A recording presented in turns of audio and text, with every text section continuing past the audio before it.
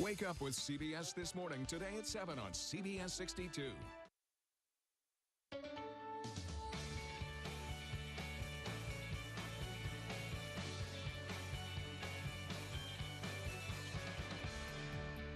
It's Thursday, September 24th, 2015. This is the CBS Morning News.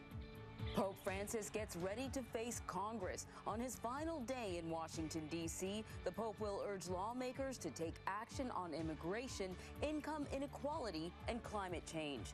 Donald Trump takes aim at his rivals at a campaign stop in South Carolina, lashing out at the media and making new claims about Hillary Clinton. And remembering Yogi, tributes throughout baseball for the late Hall of Famer and Yankees legend Yogi Berra.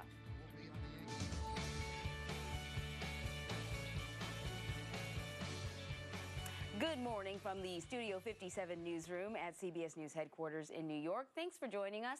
I'm Anne-Marie Green.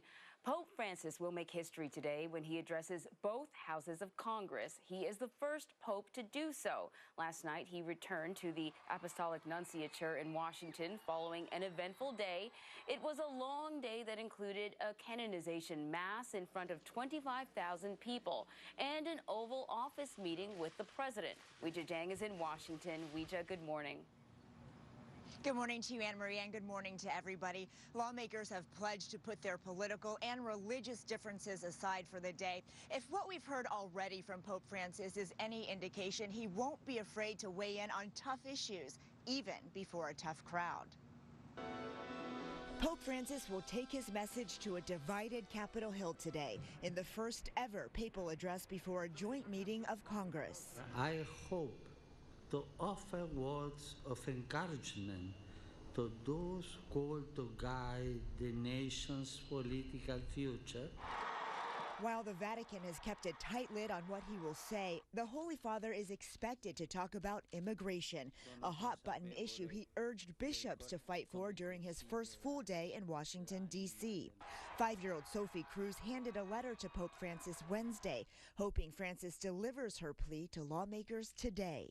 All immigrants, just like my dad, feed this country. They deserve to live with dignity.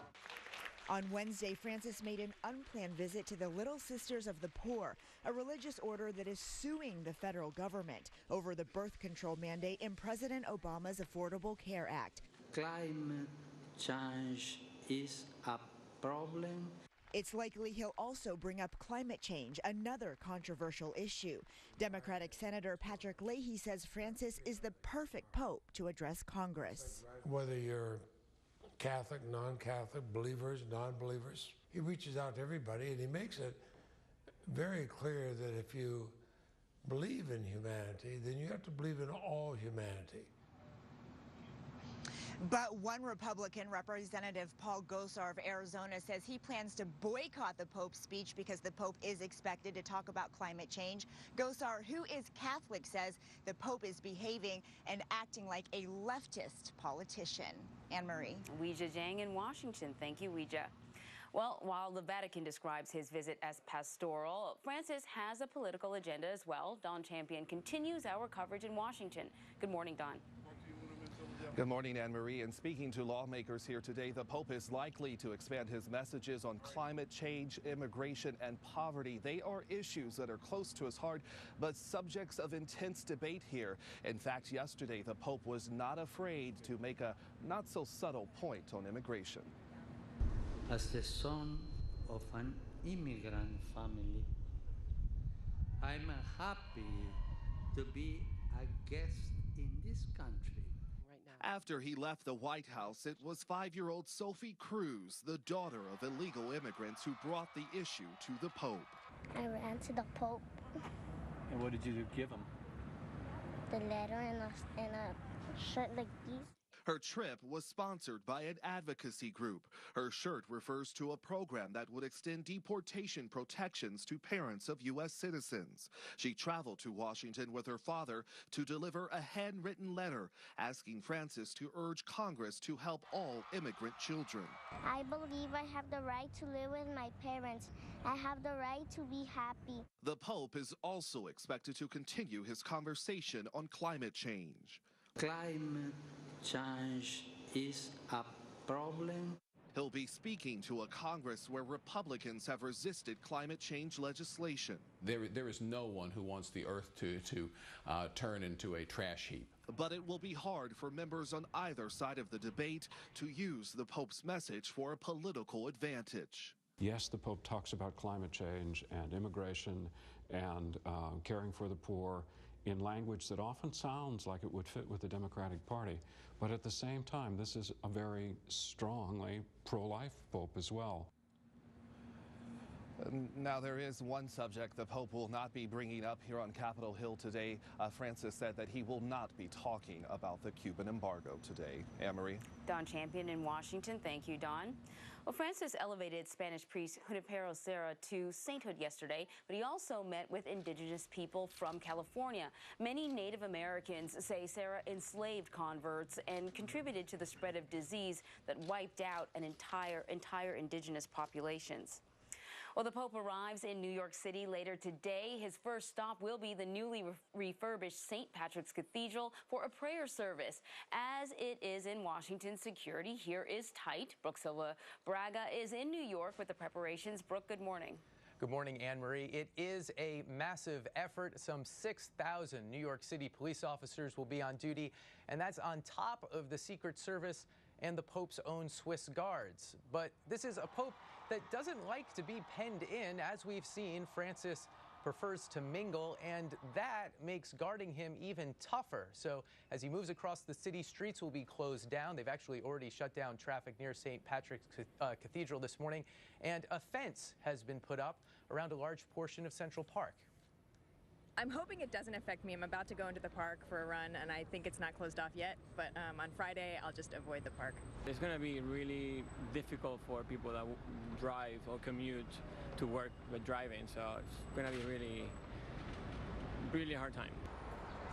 That 80,000 people will be in Central Park to see the Pope, and on Friday, he addresses the United Nations General Assembly for what will be a special day in two ways. It's the UN's 70th anniversary. The Pope at your birthday party. That's not bad. Anne-Marie. Indeed. Brooke Silva Braga in New York. Thank you very much. You can see the latest on the Pope's visit coming up on CBS this morning. CBS News will air a special report on the Pope's address to Congress beginning at 9 a.m. Eastern. Breaking news this morning in Saudi Arabia, where at least 150 people are dead in a stampede.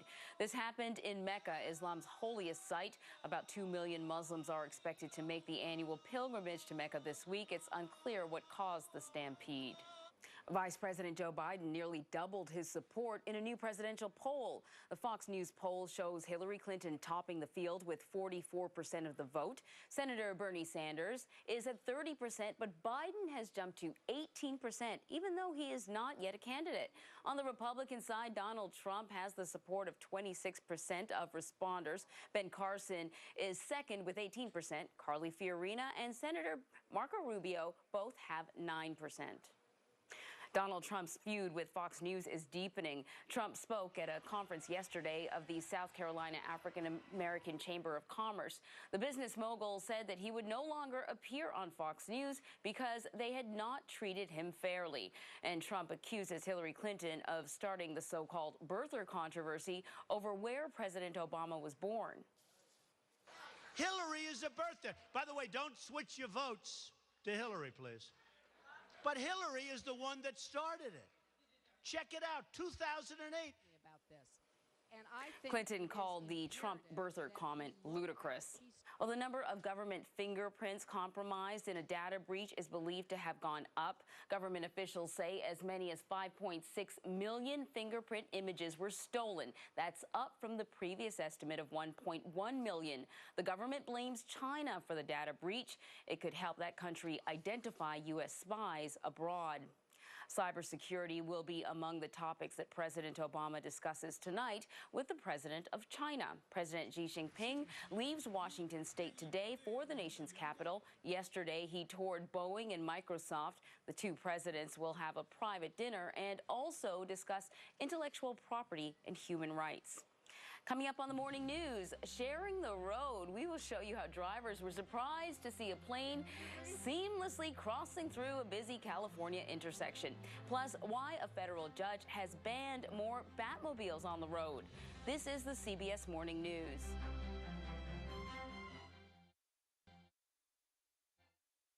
I'm feeling lucky. Today is the day.